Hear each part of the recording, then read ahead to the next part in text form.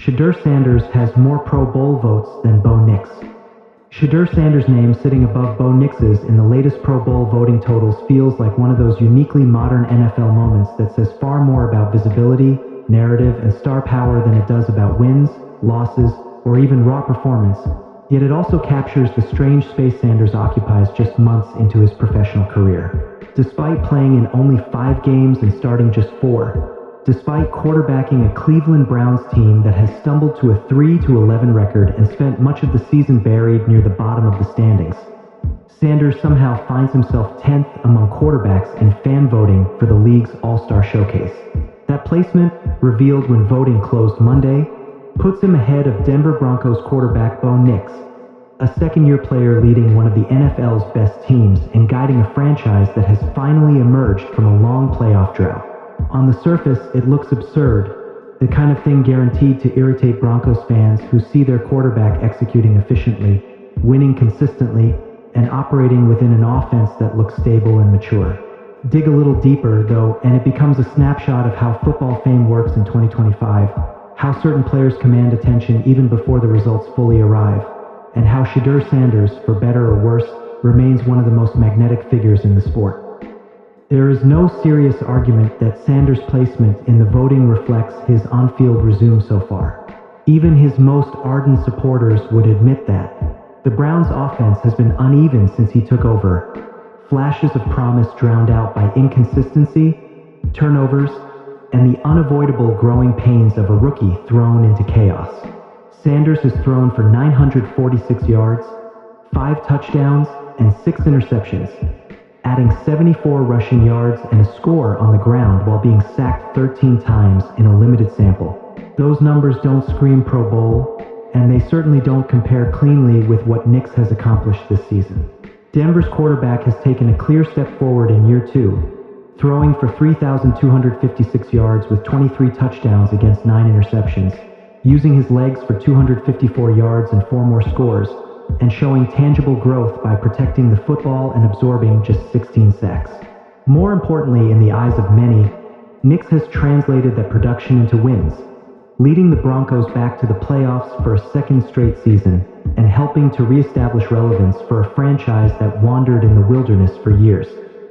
Yet Pro Bowl voting has never been a pure meritocracy, and it's not designed to be one. It's a popularity contest, a reflection of who captures imagination, whose highlights circulate most freely, and whose name carries weight beyond the standings. In that context, Sanders' presence near the top 10 makes far more sense. He arrived in the NFL with a spotlight few rookies could match. The son of Deion Sanders, a college star who thrived under relentless attention, a quarterback who spent years playing high-profile games in front of national audiences. Even his slide to the 5th round of the NFL draft only amplified the intrigue, transforming him overnight from presumed early selection into a symbol of perceived disrespect and unrealized potential. By the time he finally took the field for Cleveland, he wasn't just another rookie quarterback filling in for a struggling team. He was a storyline, a referendum, a constant point of debate. That kind of visibility matters enormously in fan voting. Sanders' name recognition stretches far beyond Cleveland, far beyond even the Browns fan base. College football fans who watched him dominate at Colorado, casual viewers drawn to the Sanders family orbit, and social media followers who engage with his every move all contribute to a voting base that isn't tethered to the Browns' record. It's not an indictment of Nix so much as a reflection of Sanders' reach. Popularity doesn't require winning immediately. It requires relevance, and Sanders has that in abundance. For Nix, the situation is more complicated and, in some ways, more frustrating. He is doing everything quarterbacks are told to do to earn respect. Winning games, limiting mistakes, elevating his team. And yet, his path has been quieter. Denver's resurgence has been steady rather than flashy, built on consistency rather than spectacle. Nix doesn't carry the same viral aura, the same built-in national fascination. His story is one of growth and efficiency, which resonates deeply inside locker rooms and coaching staffs but doesn't always translate to overwhelming fan votes. That raises a fair question. one that lingers beneath the surface of these numbers. When does sustained excellence catch up to popularity?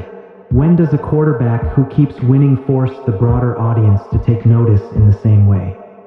It's worth noting that neither Sanders nor Nix is particularly likely to make the Pro Bowl based solely on fan voting anyway.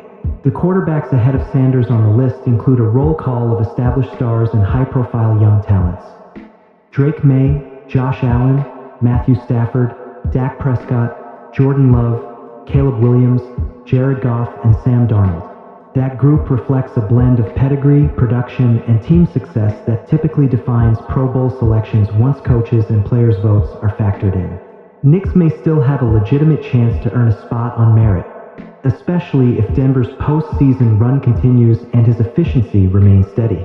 In the best possible way, the Broncos' Super Bowl aspirations could complicate his availability, turning Pro Bowl snubs into footnotes rather than slights. For Sanders, the voting total is less about this season's outcome and more about momentum. It's a reminder that, even amid losses, even while learning on the fly, he remains one of the league's most talked about young players. That attention can be a burden, but it can also be fuel. Sanders has already shown an ability to navigate scrutiny with composure, deflecting blame, supporting teammates, and speaking with a maturity that surprised many critics. The Pro Bowl votes don't validate his performance, and they don't change the Browns' reality, but they do reinforce something undeniable. People are watching, invested in what he becomes next. In the end, the juxtaposition of Sanders and Nix in the voting totals isn't really about who is better right now. It's about how the NFL is consumed, how stories intersect with statistics, and how certain players carry gravity regardless of circumstance. Nix is earning respect through wins and efficiency, building a resume that coaches and executives value deeply. Sanders is building something different, a blend of promise, resilience, and star power that keeps him in the conversation even when the scoreboard doesn't cooperate. Both paths matter and both say something about the league. One reminds us that winning still counts most when championships are on the line. The other reminds us that popularity, especially in the early stages of a career, can move faster than results, shaping perception long before the final judgment arrives. And that is where the conversation around Shedeur Sanders and Bo Nix subtly shifts from annoyance or disbelief into something more revealing about the current state of the league. Because fan voting is not just about rewarding what has already happened, it is about projecting what people believe could happen next.